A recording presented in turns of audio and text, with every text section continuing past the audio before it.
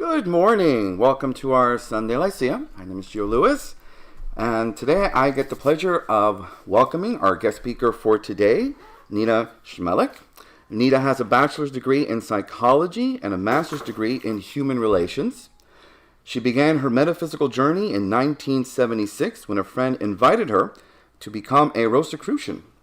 After many years, she was drawn to Reiki healing and has never looked back. Nita has been practicing Reiki in camp since 1996 when the Reiki Circle began under Reverend Richard Bankston. After Richard moved away, she took over facilitating the circle and does so twice a month on the second and fourth Friday evening of each month. And with great pleasure, I'd like to welcome Nita Schmellick. Thank you very much.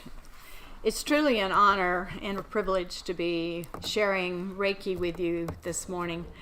I was very surprised when Claire called and asked if I would be willing to talk about Reiki. And I said, sure, I love talking about Reiki. And then as the time went on and I realized that she asked me to speak on Easter Sunday, I went, oh, what did I get myself into? But I really got to thinking about it, and it's really very appropriate that I talk about healing on Easter Sunday.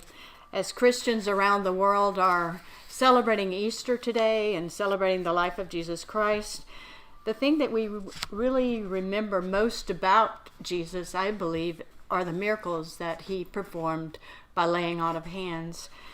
And before he passed away, very suddenly, he trained each of his disciples to heal. So he passed that gift to his disciples.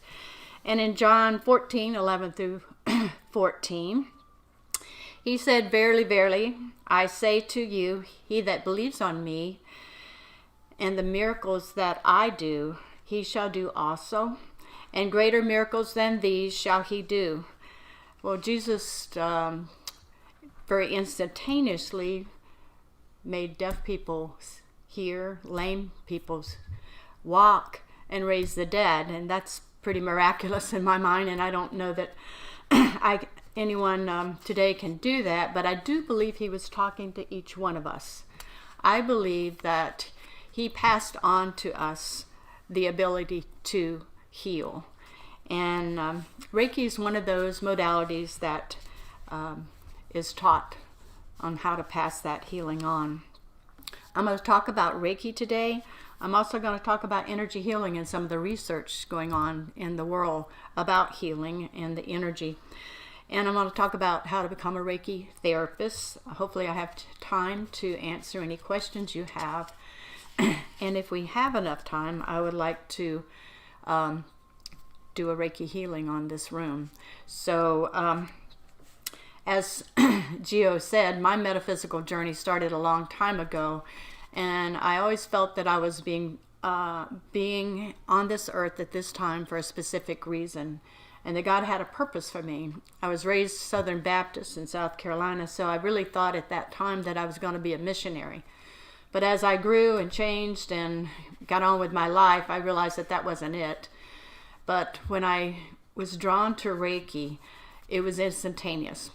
I knew that this is what I was here to do. I walked into a bookstore in downtown DeLand, Steve's music store, it's still there, saw a flyer on the counter, and it literally jumped out at me. And I had never heard the word Reiki. So I picked it up, took it home, read it a couple of times, and called the number on the flyer, and Reverend Donna Conlon answered the phone. She used to be here in camp years ago. And she was the person teaching the class. She told me what Reiki was, and I knew instantaneously that I wanted to take that class. So I took that class, and that was in 1995. And I practiced Reiki on myself. My husband of 30-something years wouldn't let me touch him with whatever that was that I was doing. And so it was over 2 years before he would allow me to provide healing for him when he was really in pain one day. He said, do that thing that you do, whatever it is you to do. And at that time, in the late 90s, Reiki was really frowned upon. It was like people thought you were working with the devil or voodoo. My Southern Baptist family said, you know, I don't know what you're into, but you're doing something wrong. So it was not a positive environment to be doing Reiki. And when Richard started the circle here in camp in 1995 and I joined it, it was like coming home, because there was a place I could go. I could practice the healing. Anybody can come to that circle and receive a healing. And people from all over the world have walked through that circle over the last 26 years to receive healing.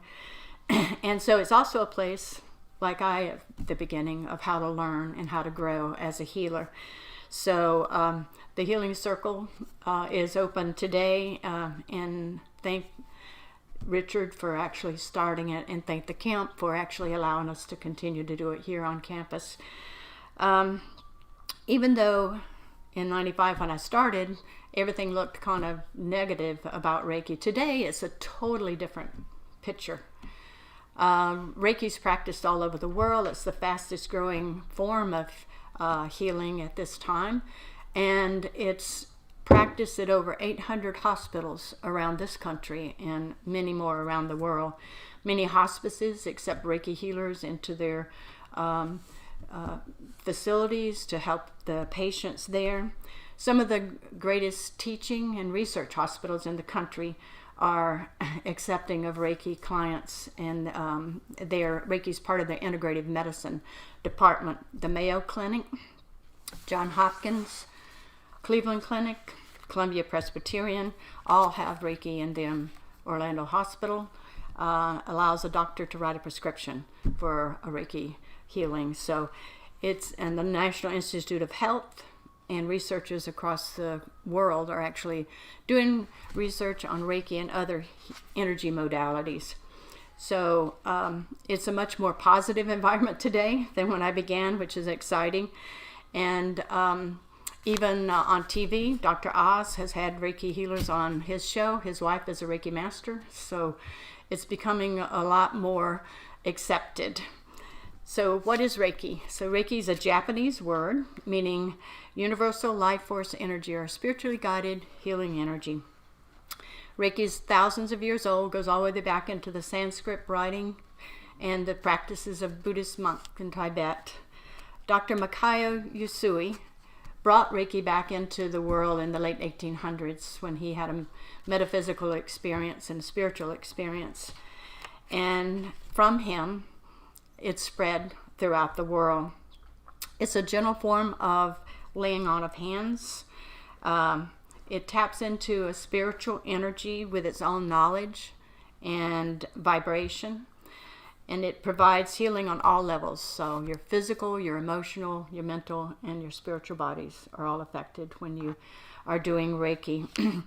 Current research suggests that energy does extend throughout our physical body and past our body, and that disruptions in the imbalances in that energy flow actually correlates with physical, mental, or emotional illnesses.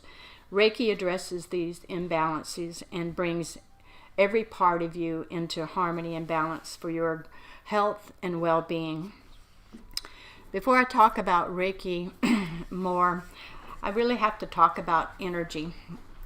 And to understand Reiki and spiritual energy healing of any kind, we need to understand how energy works.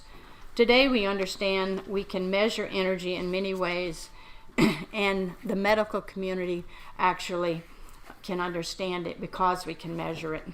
According to Einstein, everything in life is vibration. Nikola Tesla said, if you want to find the secrets of the universe, think in terms of energy, frequency, and vibration. So what is vibrational energy? Everything in the universe is energy. All of this energy vibrates on different frequencies. Every person has their own vibration. The vibration of light is the highest vibration. The second highest vibration is water. And the higher you vibrate, the closer you are to that light's vibration. So the principle of vibration actually was known way back in ancient civilizations. It's written in Greek writings and all the way back. But modern science finally is catching up to what people have known for a long time, especially in the Eastern traditions. So you and I vibrate, the trees vibrate, the floor vibrates, stones, everything in the world is in a state of vibration. The higher the vibrations are, the less likely we are to see them. The example I like to give is that I can blow a dog whistle and I won't hear it, but my dog will, because animals can hear a higher vibration than our human ears can. And the lower vibrations are things that we are visible with our eyes. So everything is in motion, and either you vibrate in harmony or you're vibrating in a state of chaos. And we have the control of that if we're conscious of it and know how to do that. So another example of vibration is temperature, and temperature goes all the way from, heat to cold, and there's all the vibrations in between. The higher, the faster the vibration, the hotter it is. The colder frequencies go when the vibrations slow down. So spirit is the highest end of the vibrational scale, and the most gross forms of matter are at the lowest. Between these poles, everything exists. And someone in the room before we started was talking about, he's into quantum physics, and this is what we're talking about when we get into vibrating in frequencies. Everything you see has molecules vibrating at a different rate and speed. Another example I like to give is I can see the light bulbs in the room, and I can turn the lights off. I don't see the light. I can turn it back on. The light's there, but I don't see the electricity running through the wires that makes that light up. So the frequencies of energy actually vacillates depending on what we're looking at or feeling and seeing. So our bodies are energy. There's more to our body than just this physical layer. In our aura around us, we have our emotional, mental, and our spiritual bodies. The different colors of the aura vibrate at a different rate. So if you look at a rainbow and you look at the spectrum of red in that rainbow, it goes from a very dark red to a pinkish, almost to a very light pink. And every one of those colors vibrates at a different rate to allow you to see that color. I feel that spiritual energy is the same thing. You have spiritual healing here at the camp. We do Reiki healing. You have Qigong, the pranic healing, therapeutic touch that is approved in a lot of hospitals, and also all the different energy healings that I'm talking about, I feel vibrate at a different level. And when I talk about Reiki, I'm talking about a specific frequency of God's healing energy. So they're all God's healing energy. They're all good. It's just a different way of tapping into it and a different vibration. So the human field of energy, activation of cells and tissues generates an electric field.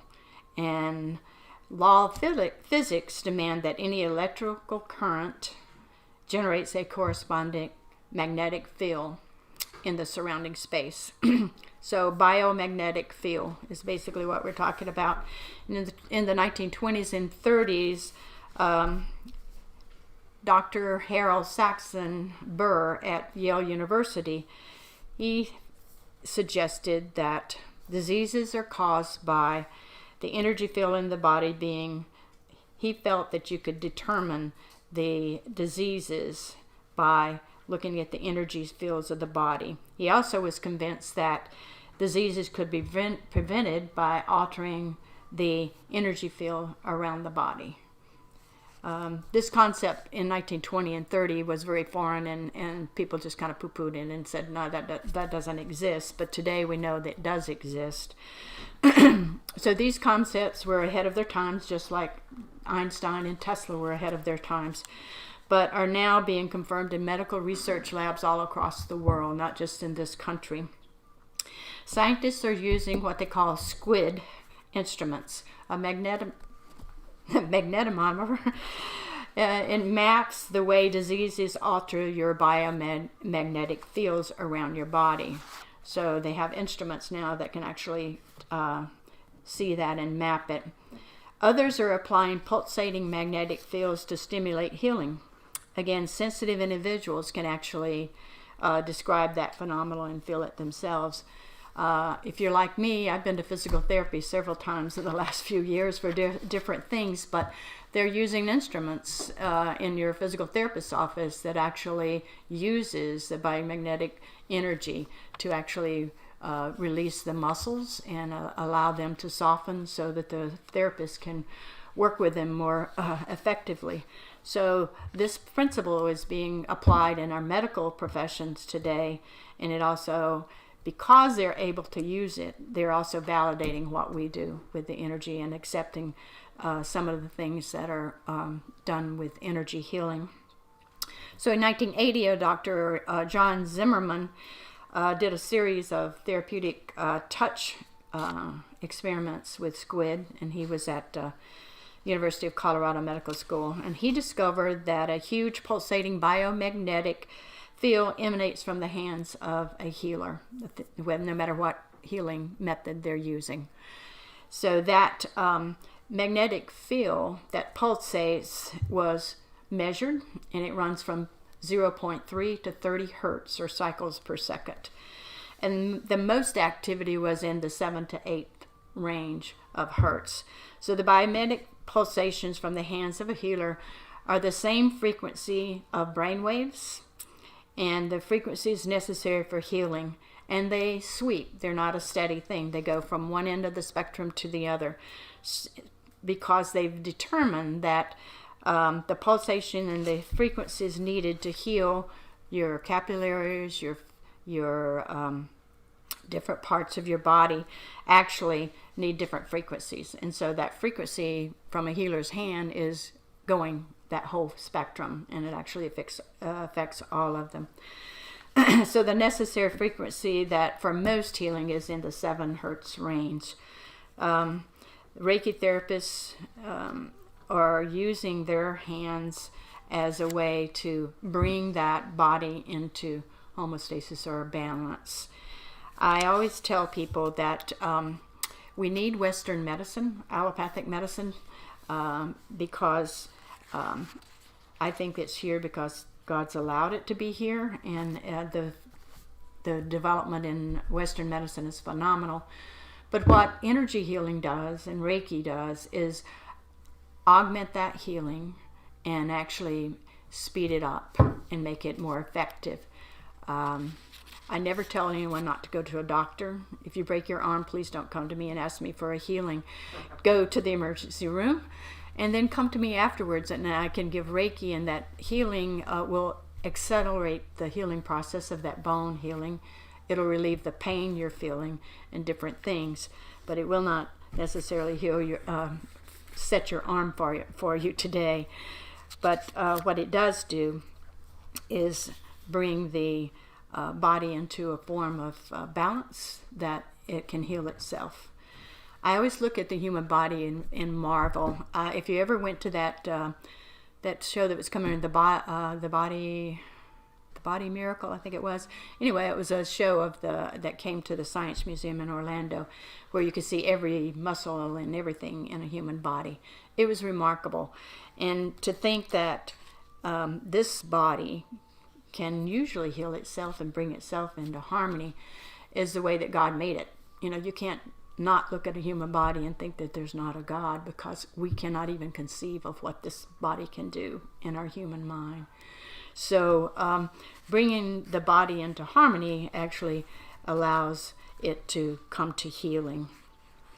The higher the frequency of our vibrations, the more harmonious our life is.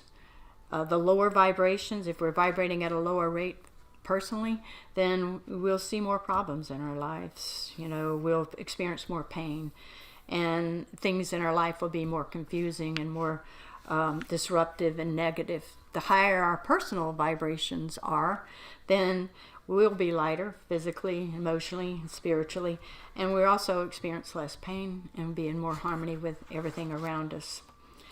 So to me, vibrations, frequencies are all part of what we're seeing and not seeing.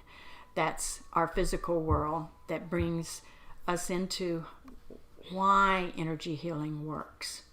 Because everything is vibrating, then if you are actually using your hands to send energy into a person, then that changes the vibrations. And it can change the vibrations to bring it into harmony. So that's how I understand, what Reiki is and what energy healing is.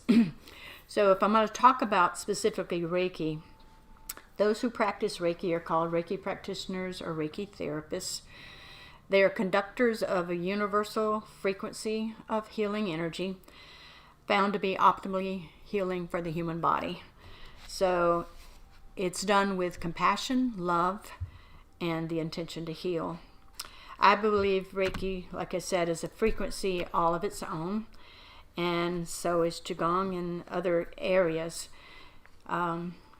Just like I believe that when I provide a healing for somebody, that healing is going to go to the place that it's most needed. I'm not doing the healing, and a Reiki therapist is not doing the healing. We're allowing our bodies to be a pure channel for that healing light and love. We heal with the intent to heal with an attitude of love.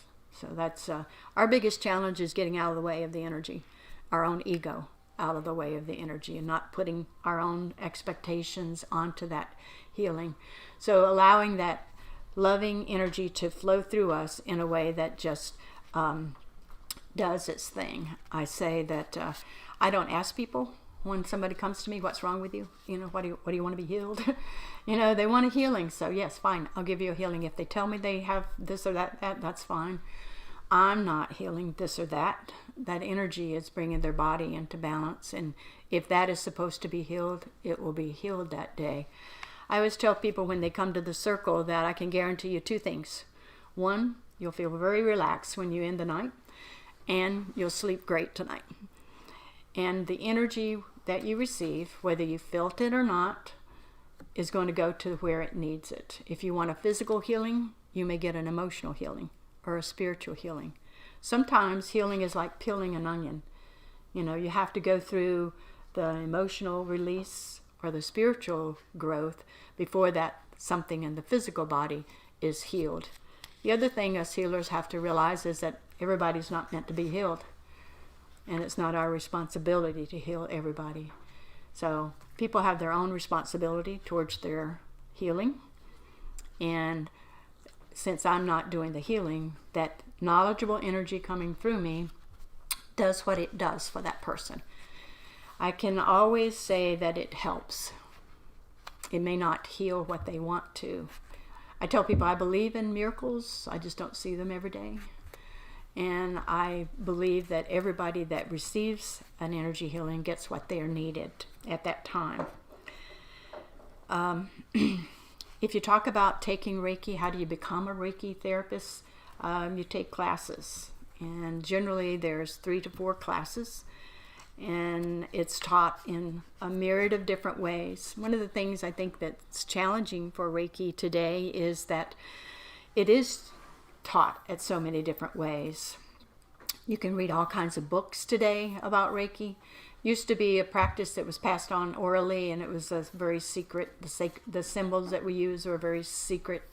Now everything's on the internet. You don't know what you're reading is really what's true. Some of the stuff is true, some of the stuff isn't. So you're actually challenged in trying to find what's really true. So I always tell people to find somebody that you resonate with, because when you take Reiki, you're stepping on a spiritual path, and that path is going to take you on a journey. So you want to make sure you find the right pilot, you step on the right boat, so you get to the right place for you.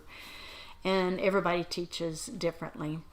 I teach the traditional Usui Reiki, which I try to stay as traditional to Dr. Usui's teaching as I can. Some people add crystals, all kinds of different things to their healing. Once you're a healer, you can experiment and add whatever you want to with what you're doing. But as I teach it, it's traditional and it's pure energy healing. And we keep it very simple to that. So the Reiki master that teaches the class does an attunement at each level on the person that's doing the classes. And that's there's a couple of things that's different about Reiki than other healing modalities. One is that there is an attunement performed by the Reiki master on each level, and that we use symbols. Most of the other healing modalities don't use symbols. So that's kind of unique to Reiki. The attunement opens and expands your main energy channels so that you can access that energy. I call it plugging you in. It's like taking your chakra system and plugging it in to a specific frequency of healing energy. And the symbols that a person receives basically gives them a little bit of extra attachment so they can use those symbols for various purposes, like emotional healings or putting a little bit more energy in a specific place, or distance healings. The Reiki One Class is the basic class, and it actually attunes you to the first class. Anybody can take that class.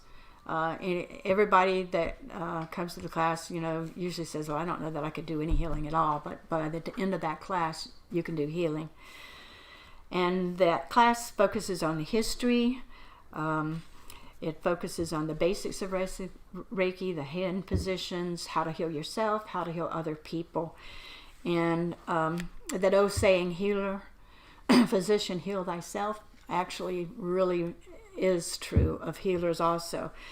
So the first level of Reiki is really spent learning yourself and growing yourself and using that energy on yourself and your own self-development. In order to heal others, you need to be in balance yourself before you try to do a lot of healing to other people. So that's basically Reiki 1.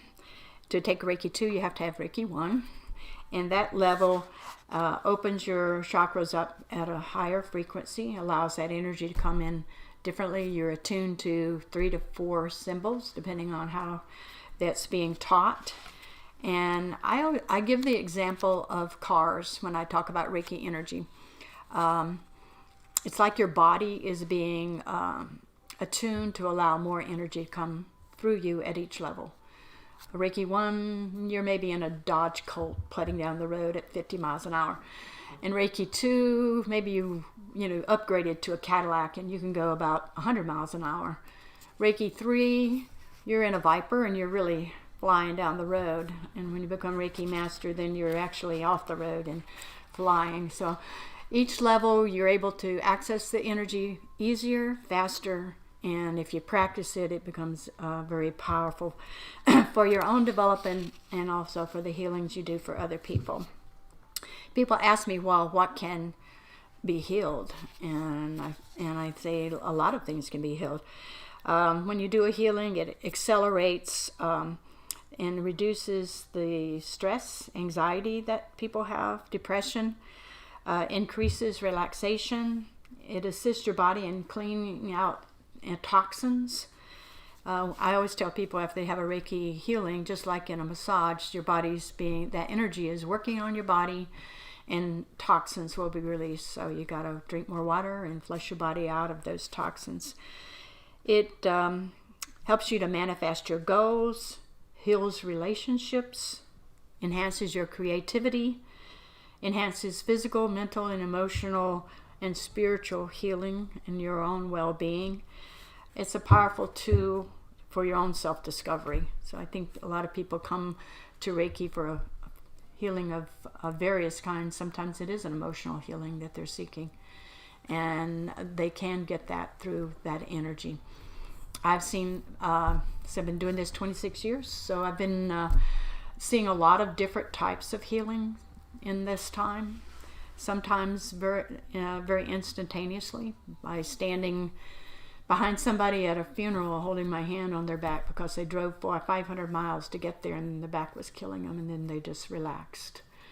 I didn't have to talk to them about what I was doing, but that energy went in, the body was relaxed, and that person said to someone, I don't know what that person did to me a while ago, but my back's not hurting anymore. So something as simple as that to a full body treatment. If you do a full body Reiki, it usually takes about an hour, about the same time as a massage, and the whole body is treated at that point. But the neat thing about Reiki and energy healing is that you don't have to have an hour. You may just take a few minutes holding your hand on someone's back or holding their hand at a bedside while they transition. All different methods of using this energy to help somebody go through whatever they're experiencing. I do know that there are people that use Reiki in the medical settings and pain is reduced. One of my Reiki students is a caregiver for elderly people, and she said, when I do Reiki, they don't ask for their medicine, their pain medicine as frequently. So the Reiki is allowing them to relax and not need the pain medicine that's given to them. So it does a lot of wonderful things for yourself as a healer, bringing yourself into balance and keeping you in balance, but also the privilege of helping other people. So that's my journey with Reiki. I'll take a few questions, and then I hope that we can experience Reiki before we close. So, questions? Yes? Have you had the experience where you may have sort of advanced energy, so someone is having the expectation that they'll be with you, and you may know who they are or may not, but you ever have the experience that they've had a change in their vibration, a change in their energy, just with because we know future and past are all perceptual, that there's an advanced energy even before you lay the hands on them? Or could that be a possibility? I think that's definitely a possibility, because you have in your own expectation of coming to somebody that's going to help you, whatever. So I do think that that's possible, and in quantum physics, it's definitely possible. Yeah, I haven't necessarily had anyone that told me that they started feeling better, before they got here, but I'm sure it's possible. We have an online question. Can anyone do and succeed in Reiki? Anyone. Yes. I have as far as the second degree of Reiki and didn't go further because there was a problem with the instructor. She was upset because I didn't want to register right away for Reiki 3, not having the money. How would that affect me going further or doing more Reiki? Doesn't affect you at all. You have all the Reiki you need to heal at Reiki 1, but as you go up at Reiki 2, you definitely are at 100%. People teach Reiki for different purposes, and some people teach it for the money, and some people are there to help people move on with their spiritual growth and grow. You don't have to take Reiki from the same person at each level. I took Reiki 1 with one person. I took the other 2 with Richard Benston, and Reiki Master with him. So you don't have to stay with the same teacher if that teacher's not resonating or teaching what you believe. I teach Reiki where you have to have time in between. Time to practice, time to grow yourself, and time to learn that level. And then when you're ready and the master's ready, you accept the next level of teaching. So if you're ready and you find the right master that you resonate with, and they feel that you're ready, you can take 3 in master. No reason why not. We have another question from online. Can Reiki heal a broken heart or remove negative thoughts from one's self? Yes, Reiki can help to bring your own negative thoughts into balance. And definitely, healing a broken heart is a process, just like any healing is a process. But what it does, it brings the peace. What I think Reiki does is bring that unconditional love of Christ's love, that God love into your heart. And when you bring that into your heart and bring your body and mind and spirit into balance, then you grow, and that's a faster process for you than when you're trying to do it on your own. Any other questions? Okay. We have one more. One more, and then we're going to heal. Any comments regarding offering Reiki to pets and plants? Oh, yeah. I Reiki my plants. You can Reiki plants and Reiki your animals, definitely. Animals don't need as much Reiki. They'll stay there as long as they need it, and they'll turn around and look at you and walk away. So, yes, definitely they help your animals and your plants. So, if you would, where you're sitting, we're going to bring Reiki in. All of us are going to get a Reiki healing for just a few minutes. We only have a few minutes left, but in that time, there will be an awesome healing. So all you need to do is close your eyes,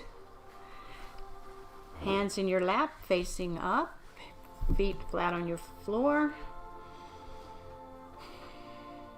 Take 3 deep breaths in through your nose, out through your mouth. Relax and be accepting of the healing energy that's going to be flowing through you.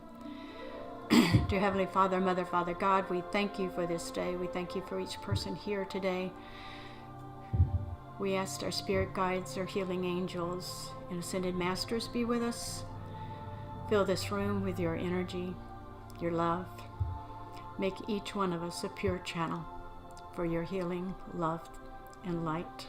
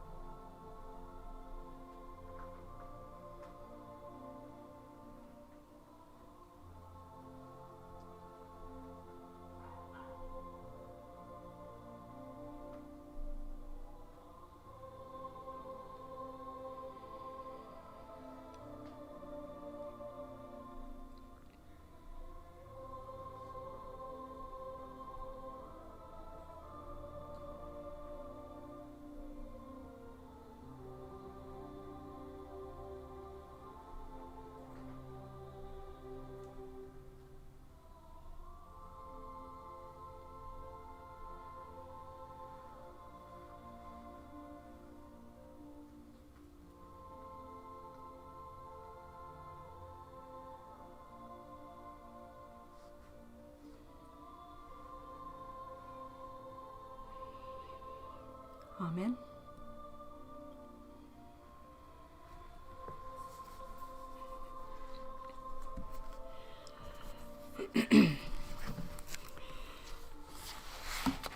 I hope each of you were able to feel that love flowing through you and that it continues.